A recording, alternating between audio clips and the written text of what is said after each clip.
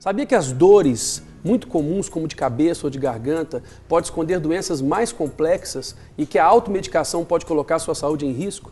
Tem estudos que indicam que 64% dos brasileiros tentam se livrar dessa sensação dolorosa sem procurar ajuda médica. E para falar sobre isso com a gente, estamos recebendo o Dr. Geraldo Carvalhais, que é clínico geral e anestesiologista. Seja bem-vindo, Dr. Geraldo. Quase que eu não consegui falar o que o senhor é.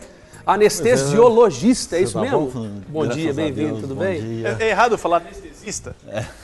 Não, anestesista é simplificação, né? Isso tá bom. E qual que é a diferença? Só para eu poder começar a entender, porque foi difícil falar o nome ali, viu, doutor? Qual que é a diferença entre o anestesista ou o anestesiologista? Nem consegui falar a palavra direito. Na realidade, o anestesista seria uma simplificação do ato, né, do anestesiologista. O anestesiologista seria aquele que estuda mais, que dá aula, que ensina. E o anestesista seria uma simplificação do profissional que pratica o ato da anestesia. O senhor é um especialista, então, nessa área, né? Um passo a mais. Na realidade, eu fiz a anestesiologia, fui anestesista durante um período e me dediquei a uma subespecialização, que hoje é uma área de atuação, né?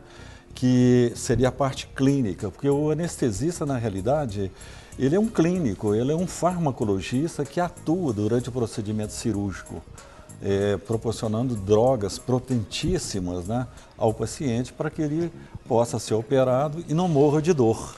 Então é alguém com conhecimento para poder manipular essas drogas. O problema é quando nós, que não temos conhecimento, manipulamos nas nossas casas medicamentos sem acompanhamento médico. O que isso pode gerar para as pessoas? Olha, eu falo o seguinte, eu gostaria de dar um exemplo assim, muito simples para vocês, que foi um erro, inclusive um erro meu, mas que me ensinou muito na minha profissão. Eu tive uma paciente que me procurou no pós-parto imediato, com uma semana que ela tinha tido uma criança, onde ela tinha uma crise de dor de cabeça que nada aliviava essa paciente. Mas quando ela chegou no consultório, ela chorava copiosamente e criticava o marido, porque era o segundo filho que ela tinha com o marido e que, falando o seguinte, que o marido não ajudava em nada, o marido só serviu para poder fazer o filho. E que depois não ajudava em nada no cuidado das crianças, e ela numa revolta, chorando constantemente, queixando uma dor de cabeça muito intensa.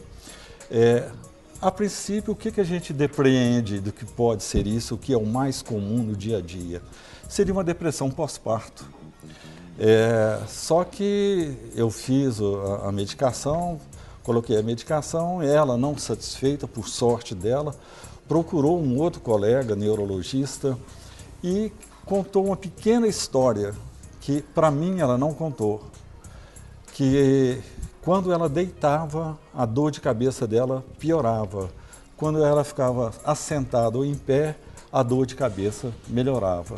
O colega, de imediato, pediu uma ressonância magnética e essa paciente tinha um tumor no cérebro. Lógico que eu errei o diagnóstico, não consegui fazer o diagnóstico de princípio, porque ela não me contou essa história. Talvez se ela tivesse me contado a história, também eu fizesse o diagnóstico. Mas eu não consegui fazer o diagnóstico. Então, para mostrar nitidamente, né, para o pessoal, os telespectadores, a importância, né, de que não se faça a automedicação. Que mesmo às vezes procurando o médico, eu errei. Um outro colega ajudou a essa paciente. Então, a dificuldade que às vezes, né, é de fazer o diagnóstico de uma dor. Mas, na verdade, também, às vezes, a pessoa tem uma dificuldade de entender que aquela dor pode ser algo tão sério como um tumor. Talvez ela não tenha mencionado com o senhor isso por não acreditar que, na verdade, ela nem mais passou pela cabeça dela que aquilo fosse um tumor. Então, às vezes, para quem está em casa, vale dizer isso, né? Que pequenas coisas, aquela dor que você tem todo dia, constante, ou com um determinado movimento do corpo, uma posição, isso pode ser importante. Justamente, por isso é que a opinião de um médico em todo tipo de dor deve ser escutada. porque é através da escuta, através da anamnese, através do exame, é que o médico pode ter uma noção se isso é uma coisa simples ou se é uma coisa mais grave. Eu falo o seguinte, à medida que a gente vai envelhecendo, a gente vai acumulando histórias. Uma outra história que eu tenho é que, quando eu estava recém-formado, tinha um amigo de infância que eu formei em medicina e ele formou em odontologia. E ele começou com uma simples dor de garganta. Ele procurou o médico no ambulatório, ele foi medicado com antibiótico, com anti-inflamatório. Uma semana depois ele não tinha melhorado, pelo contrário, tinha piorado. Ele voltou ao ambulatório, o médico pediu novos exames e foi constatada uma leucemia mieloide aguda. Com 1 mês e meio ele estava morto. Então, uma simples dor de garganta, às vezes, pode representar uma doença grave. Nós não podemos passar, né, para o público, de um modo geral, né, a gente passar uma impressão assim péssima. Lógico, se você tem uma dor de garganta, você pode, às vezes, se automedicar com remédio caseiro, com um analgésico, um anti-inflamatório, mas se essa dor não está melhorando, o interessante é que você procure o médico e ouça a opinião desse médico que você tem confiança. Sim, agora, assim como essa dor de garganta, uma simples dor de garganta pode indicar uma doença tão grave, doenças como dores, né, na verdade, como dor de cabeça, dor na região lombar, dor nas costas, dores comuns, entre aspas, no dia a dia, elas podem indicar que tipo de doença, por exemplo, essas outras dores? Olha, na realidade, todos nós, e uma das grandes causas de absenteísmo na indústria, no comércio, de um modo geral, é a famosa lombalgia. Quase que todo mundo, durante a fase da sua vida, vai apresentar uma dor nas costas. Geralmente, a dor nas costas está muito relacionada com espasmo muscular. Você observa o seguinte, que como uma pessoa está preocupada, ela franze a testa. Quando a pessoa está com raiva, eu vou te esgano, eu te mato. Ela contrai. E às vezes um estado emocional alterado, uma preocupação, noites mal dormidas, pode levar a esse espasmo muscular e pode levar inclusive uma lombalgia, que geralmente melhora com um bom banho quente, com repouso, mas melhora com 1 semana no máximo. Aquela dor que persiste mais de 1 semana, ela deve ser olhada com certo carinho e você deveria procurar um médico, de preferência um médico de dor como eu. A gente sabe que essas dores pequenas são as mais traiçoeiras, se assim podemos dizer, né? Porque quando a gente sente uma dor muito aguda, muito forte, a gente rapidamente não hesita, vai ao pronto-socorro, vai ao pronto atendimento, vai ao hospital para descobrir o que está acontecendo. Mas essas pequeniníssimas que vão acompanhando a gente ao longo dos anos, a gente vai deixando de lado e às vezes elas mascaram, assim como a Luciana e o Felipe falaram, coisas piores. E eu te pergunto assim, no Brasil, existe assim, esse pouco despreparo da população acerca do que pode ser que está sendo mascarado e você se automedicando? Eu pergunto isso inclusive pelas propagandas de remédio, que a gente vê na televisão propaganda de remédio, mas para tudo tem propaganda de remédio, e daí eles passam uma tarja azul com umas letrinhas no final, dizem assim, você não entende o que está falando, acabou a propaganda. E você não consegue ler. Isso prejudica, doutor? Prejudica e muito. A gente sabe que culturalmente, né, nós temos no interior, né, as curandeiras, né, nós temos a pagelança, que funcionou durante muito tempo, e está na cultura do brasileiro essa automedicação, né?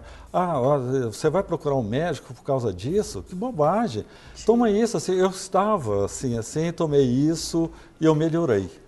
E a gente sabe que, na realidade, a medicina, nós tratamos o indivíduo, e o indivíduo tem a sua individualidade. Às vezes, um remédio que é bom para você, não é bom para o seu vizinho. Nós temos os problemas dos casos, né, de alergia, intolerância a determinada medicação. A gente sabe que uma dor pequena, a gente às vezes consegue sobreviver com essa dor. Mas o que a gente vê, a necessidade é que se essa dor dura mais do que uma semana, alguma coisa está errada. A dor é um sistema de proteção do organismo. Sim. Quer dizer, nós só sentimos dor quando nós temos alguma coisa acontecendo errada no nosso corpo. Então a dor em si, ela é até benéfica, porque ela serve de proteção para o próprio organismo. O problema é a dor que persiste durante um período maior do que uma semana. Essa é a única maneira de se identificar uma dor comum de uma possível doença grave, ou existem outras maneiras? Não, aquilo que eu estava falando com você, né? Por exemplo, assim, uma noite mal dormida, um período de intensa atividade trabalhista, vai pegar pega um peso de um modo errado.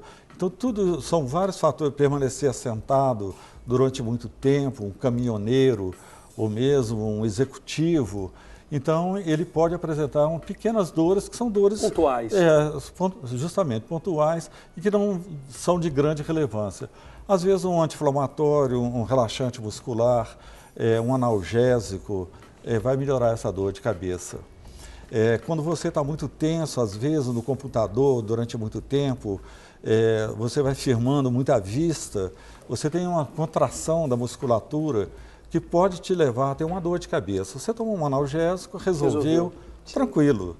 Entende? Mas se essa dor ela vem repetindo durante um tempo maior, ou se ela está mais ou menos contínua e dura mais do que 5, 6 dias, leva em consideração que alguma coisa necessita ser diagnosticado. Agora, mais uma dentro disso ainda, doutor, fora essa questão da doença, de não diagnosticar a doença, a automedicação, os remédios mesmo, toda a parte química, né, que envolve aquele remédio, o que isso pode trazer de malefício para quem se automedica? Nós sabemos o seguinte, todo e qualquer remédio, até uma aspirina, tem efeito colateral. Mas remédio não foi feito para ficar na prateleira. Remédio foi feito para que a gente tome o remédio. Quando bem indicado, o remédio salva a vida, mas o remédio às vezes pode matar. Eu tenho uma colega de turma que ela apresentou uma dor abdominal, uma dor muito intensa, e ela foi para a cirurgia, eles abriram a barriga dela, não encontraram nada, fecharam, mandaram ela embora para casa, ela ficou 2 anos assintomática. 2 anos depois, ela teve de novo uma dor violenta no abdômen,